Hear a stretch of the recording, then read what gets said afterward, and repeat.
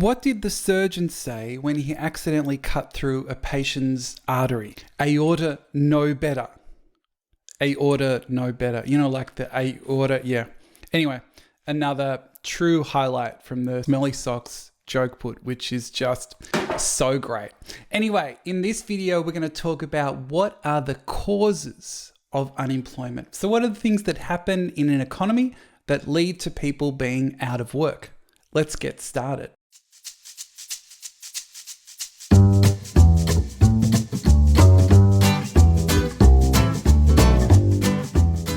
Why does unemployment occur? Unemployment occurs for many reasons. For our purposes, we're going to focus on 5 different things.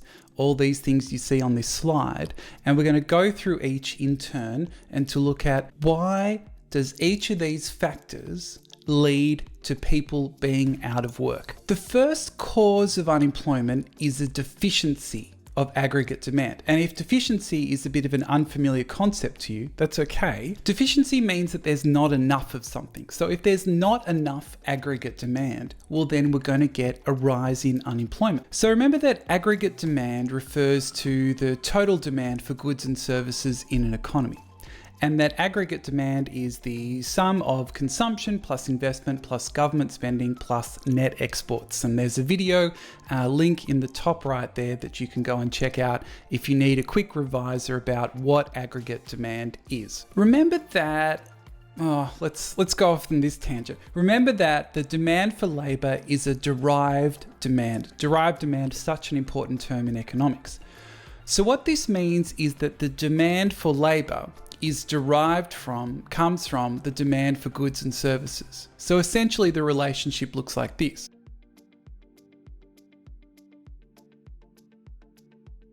If there's an increased demand for goods and services, there's going to be an increased demand for labor because those workers put together those goods and services. The idea here is that if aggregate demand slows, that means there's going to be less consumption, less spending on goods and services, and then firms will need less workers.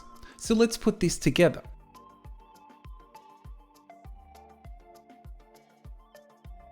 So less consumption, less investment. Remember, these are the components here for aggregate demand.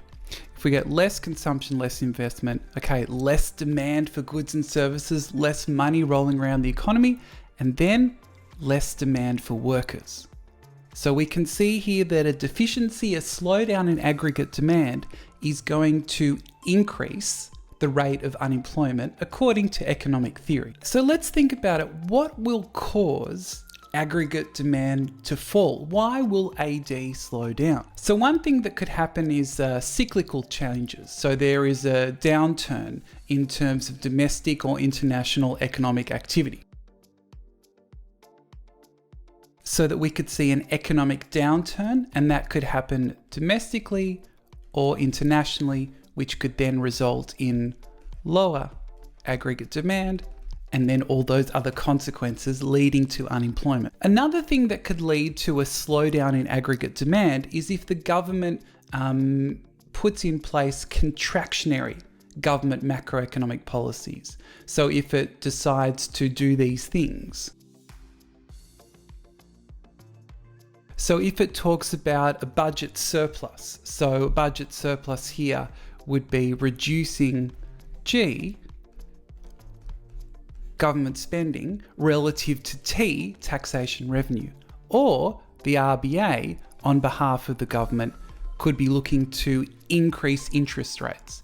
So both of these are contractionary stances in terms of contractionary stance in fiscal policy, contractionary stance in monetary policy. And those are going to slow down the economy because if you think about it, higher tax revenue, slow down the economy, higher interest rates, less spending, less investment, less stimulus towards aggregate demand. So another cause of unemployment is this idea of structural change. And if we think about structural change, this is where some industries in an economy collapse and others will emerge in their place.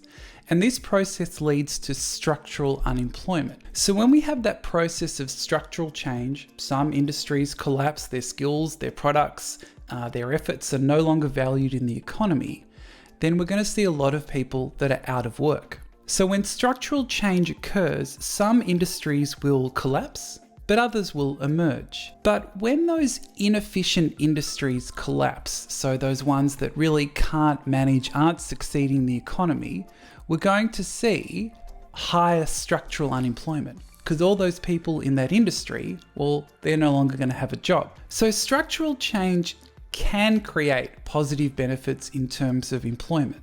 So the idea is that over time, more jobs will be created in those new industries. But in the short term, we're going to get a real rise in structural unemployment. In the short term, structural unemployment. In the long term, hopefully new jobs are going to be created. Another thing that will cause a rise in unemployment, which is kind of related to what we just looked at, is this idea of technological change. If there is a rapid pace of technological change, or if there is rapid technological change, companies may look to replace workers with machines, with things that do the task more efficiently.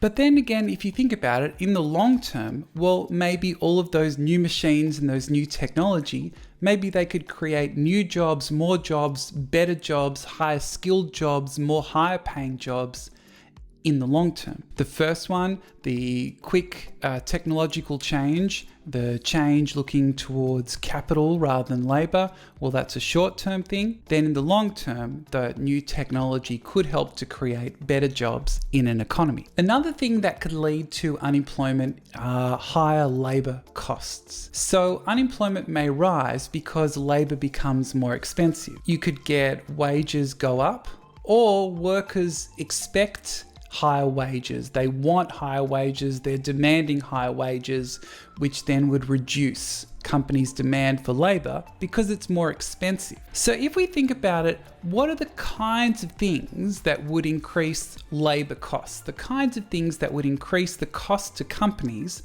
of hiring extra workers? Well, if there's the shortage of skilled labor, this means that the workers that do have the skills could command higher wages.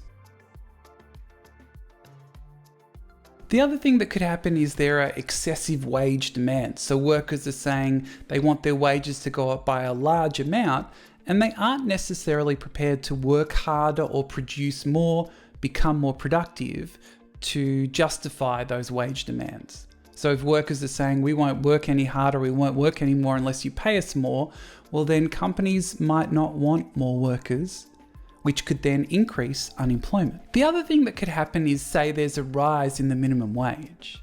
If there's a rise in the minimum wage, then companies have higher wage costs. And if it's more expensive to hire people, well then they're quite possibly going to hire less. Now just know that there's a lot of debate in the real world about the kind of effect raising the minimum wage will have on employment. So just note that according to theory, a rise in the minimum wage could reduce demand for labor. Another thing that could increase the cost of labor is this idea of labor on costs. So on costs are the associated costs of hiring a worker. So you have to get them started, you have to pay their superannuation, you have to train them, you have to do all those things to fill out the paperwork. If it becomes more expensive to start workers in a job, well then businesses might be inclined to hire fewer workers. So remember, this is from the firm's perspective. So what we're talking about is that wages or expectations of wages go up. This means that firms experience higher costs of production. And if it's more expensive to produce, firms are going to produce less. And if they produce less, then they've got less demand for labor, leading to higher unemployment. So another element that could lead to higher unemployment is this idea of inflexible labor markets. An inflexible labor market, what we're thinking about, it's got lots of rules and regulations. There are lots of things that a company has to comply with to have workers work in its operation. Could also be things like safety, maximum hours that people can work. All it is a series of rules and regulations that could make it difficult for firms to run things the way they would really like to. So economists generally believe that the more regulated the labour market, so the more rules that exist in the labour market, the more expensive it will be to hire workers. Now, this is a really big mistake. That's not the word hire. This should be the word hire, to hire workers. So there is potential for higher unemployment. Let me just go through that really quickly one more time. Economists believe that the more regulated the labour market, the more rules that exist in a labour market, the more expensive it is to employ people, so the potential it is for firms to hire fewer people, and that would increase unemployment. Okay, a lot in this video. We've looked at why unemployment occurs in an economy. Make sure you're familiar with all these different causes of unemployment. Very, very important stuff. Thanks for watching.